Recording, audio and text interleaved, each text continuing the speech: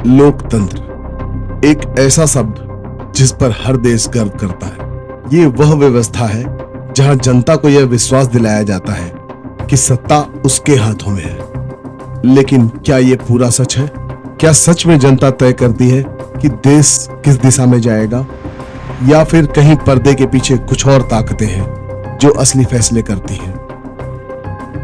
दुनिया के सबसे बड़े लोकतंत्र भारत से लेकर अमेरिका जैसे सुपर पावर तक हर जगह जनता वोट डालती है, लेकिन सत्ता तक पहुंचने का रास्ता कॉरपोरेट पैसों की फंडिंग और ताकत से होकर ही गुजरता है। नेताओं और उद्योगपतियों के बीच का यह गठजोड़ सिर्फ सरकारें नहीं बनाता, बल्कि यह तय करता है कि हमारी रोजमर्रा की जिंदगी किस दिशा में जाएगी। कौन सा कानून बनेगा, कौन सी दवा बाजार में आएगी, कौन सा कारखाना खुलेगा, यहाँ तक कि तेल, बिजली और इंटरनेट की कीमतें कितनी होंगी, यह सब कुछ इन छिपे हुए सौदों से तय होता है। आज की दुनिया में लोकतंत्र केवल वोट की ताकत पर नहीं टिका है, यह टिका हुआ है चुनावी फंडिंग पर, लॉबिंग पर, मीडिया मैनेजमेंट पर और सबसे बढ़कर कॉरपोरेट पैसों पर। जनता को यह लगता है कि उसने नेता चुना है, लेकिन असलियत तो यह है कि नेता पहले से ही चुना जा चुका होता है। उसका चुनाव जनता नहीं करती है, उसका चुनाव कॉरपोरेट्स करते हैं। इस डॉक्यूमेंट्री में हम देखेंगे कि ये कॉरपोरेट राजनीतिक गठजोड़ कैसे काम करता है, कैसे अरबों डॉलर चुनाव प्रचार में बहाए जाते हैं, कैसे मीडिया और सोशल मीडिया को नियंत्रित किया जाता है, कैसे नेता और कॉरपोरेट एक दूसरे को लाभ पहुंचाते हैं, और सबसे अहम, जनता के पास इस सिस्टम को तोड़ने का क्या विकल्प है। तो ये कहानी सिर्फ एक देश की नहीं है, यह कहानी है पूरे विश्व की, लोकतंत्र के उस सच की जिसे हम देख तो रहे हैं लेकिन समझ नहीं पा रहे। और शायद यही समय है कि हम पूछें कि लोकतंत्र का असली मालिक कौन है। अमेरिका को लोकतंत्र का प्रतीक माना जाता है, लेकिन यहाँ सत्ता तक पहुंचने का रास्ता जनता की इच्छाओं से ज्यादा पैसों से होकर जाता है। 2016 के चुनाव में अनुमान है कि 6 अरब डॉलर से भी ज्यादा खर्च हुए थे, और 2020 में यह आंकड़ा 14 अरब डॉलर तक पहुंच गया था। आखिर ये इतना पैसा आया कहां से? ये पैसा आया इन बड़ी कंपनियों, अरबपतियों और लॉबिंग ग्रुप से। डिफेंस कंपनियां जैसे लॉकहीड मार्टिन और रेथॉन अरबों डॉलर खर्च करती हैं ताकि उनकी बनाई हुई मिसाइलें और हथियार अमेरिकी सरकार खरीदे। फार्मा कंपनियां लॉबिंग करती हैं ताकि दवाओं के दाम उनकी मर्जी से तय हों। Big tech, Google, Meta, Amazon अरबों डॉलर चुनावी फंडिंग में देते हैं और लॉबिंग में लगाते हैं ताकि डेटा प्राइवेसी और टैक्स कानून उनके पक्ष में बने रहे। अमेरिका में इसे सुपर पैक्स कहा जाता है। ये ऐसे ग्रुप हैं जो खुलकर किसी उम्मीदवार को अरबों डॉलर तक दे सकते हैं, और यही सुपर पैक्स तय करते हैं कि कौन जीतेगा और कौन हारेगा। यहाँ तक कि राष्ट्रपति बनने के लिए भी कॉरपोरेट सपोर्ट जरूरी है। भारत दुनिया का सबसे बड़ा लोकतंत्र है, लेकिन यहाँ भी राजनीति और कॉरपोरेट का रिश्ता गहरा और छुपा हुआ है। 2017 में इलेक्टोरल बॉन्ड्स की शुरुआत हुई। सरकार ने कहा कि यह चुनावी फंडिंग को पारदर्शी बनाएगा, लेकिन सच्चाई तो यह है कि इससे कॉरपोरेट और पॉलिटिशियन का रिश्ता और गुप्त हो गया। आज भारत के चुनाव पर हजारों करोड़ रुपए खर्च होते हैं। यह पैसा कहां से आता है?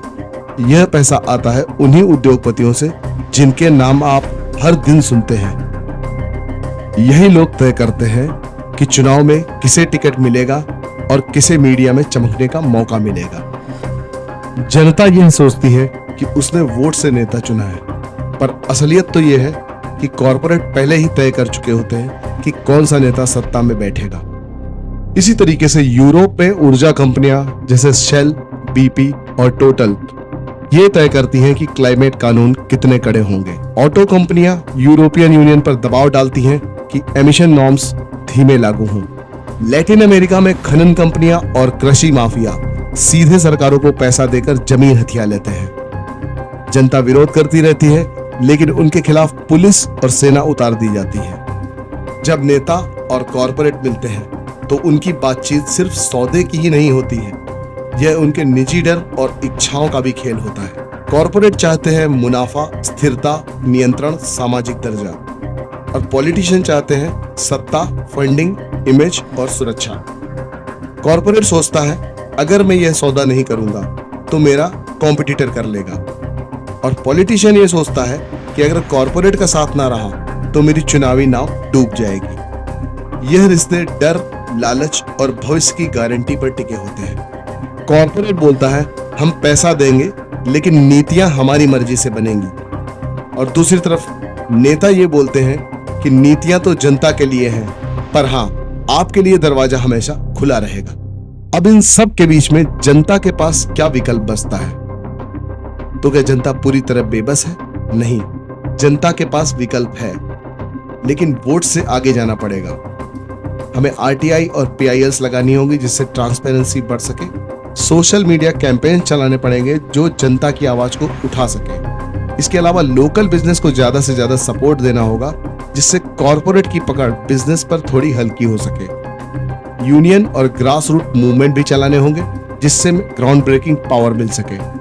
अगर हम सब मिलकर साथ आए तो ही सिस्टम चेंज हो सकता है, लेकिन इसके होने की संभावनाएं बहुत ही कम दिखाई देती हैं। कॉर्पोरेट्स और पॉलिटिक्स का यह नेक्सस सिर्फ प्रॉफिट तक ही लिमिटेड नहीं है, ये एक रिवार्ड और पनिशमेंट सिस्टम है। जो नेता कॉर्पोरेट की लाइन पर चलते हैं उसे ठेके, मीडिया कवरेज और कानूनी सुरक्षा मिलती रहती है।